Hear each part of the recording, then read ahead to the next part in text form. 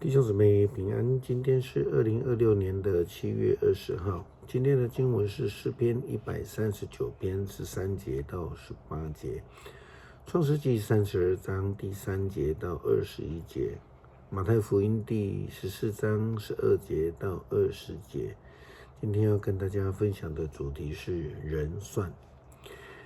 一句俗语话说，人算不如天算。虽然这是一个非常简单的原则，但是人们还总是以为自己可以计划许多的事情，因为呢，人总是认为人定胜天。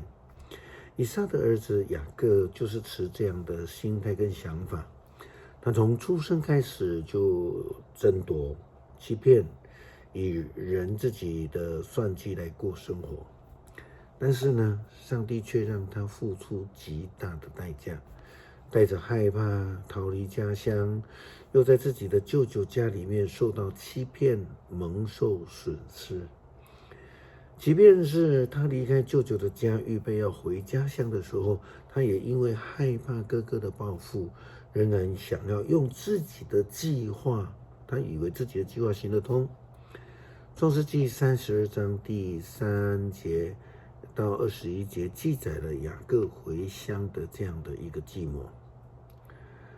雅各派他的使者们先往以东地区来见哥哥以扫，吩咐他们转告以扫：我们的主人就是你的仆人雅各，吩咐我们向我主以扫说：我跟拉班住了一段时间，延迟到现在才回来。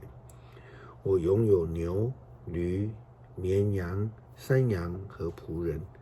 现在我先派人来报告我主，希望得到我主的欢心。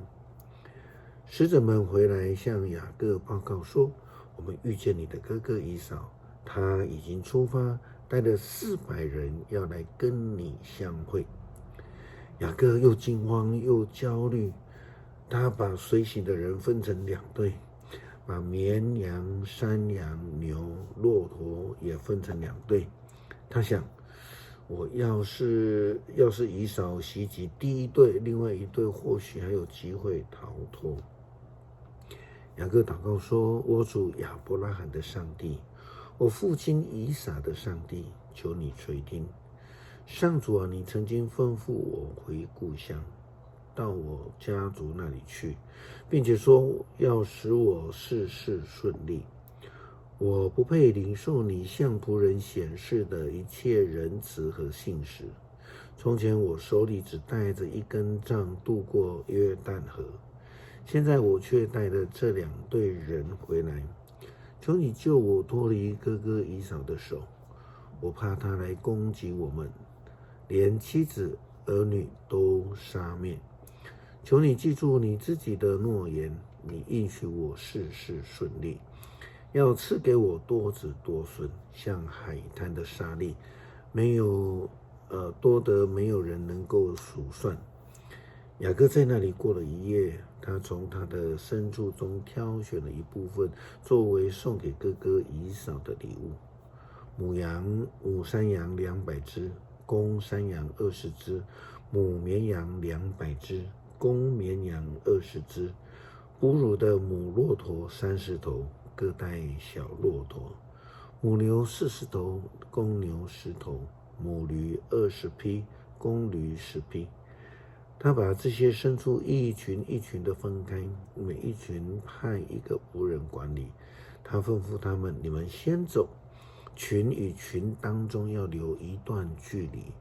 他只是领先的那1个仆人说：我哥哥以扫遇见你的时候，若问你的主人是谁，你往哪里去？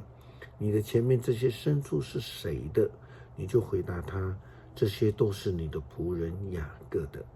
他要送给他主人以扫做礼物，他本人就在我们后面。他同样的指示第2批、第3批以及所有赶牲畜的人，你们遇见以扫的时候都要这样回答，一定要说：你的仆人雅各就在后头。雅各心里想，我用这些礼物赢得他的欢心，见面的时候他也许会饶恕我。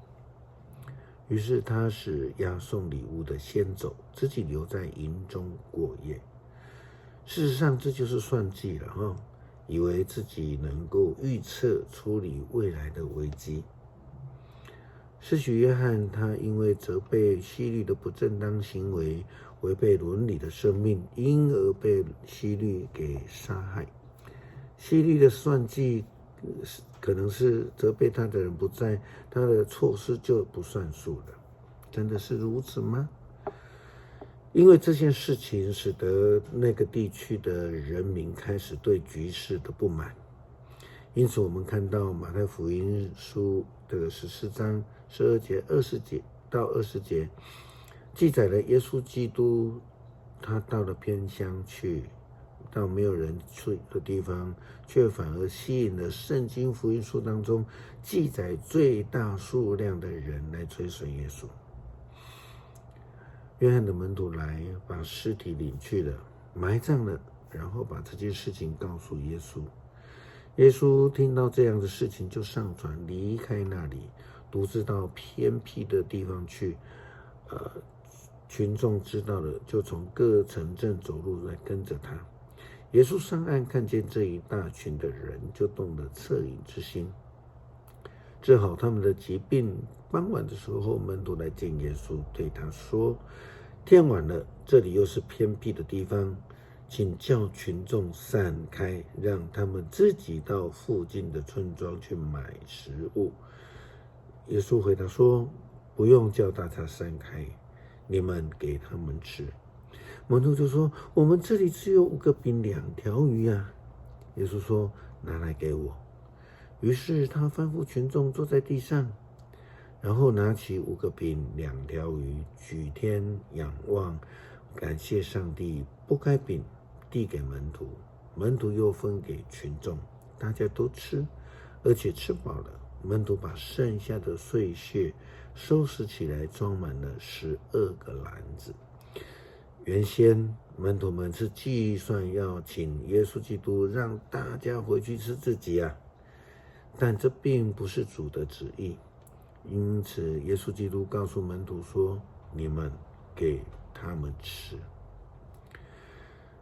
诗篇139篇13节到18节，我的5脏6腑是你所造的，在母腹当中你把我凑合起来。我颂赞你，因为我受造奇妙可畏，你的作为奇妙非凡。我心里深深领受，我在母腹中被塑造，在隐秘中逐渐长大，骨骼怎么成型你都知道。我出生以前你已经看见了我，那为我安排尚未来到的日子都已经记录在你的册上了。上帝啊，你的意念多么的深奥，你的心思多么的难以数算。我要是数算，比海沙还多。纵使数算到底，我仍然跟你在一起。求主帮助我们能够明白上帝的旨意，愿意跟随主的呼召脚步诫命，来怜悯人，来爱人，来使人得益处，而不是只为了自己的谋算。祷告奉主耶稣基督圣名求，阿们。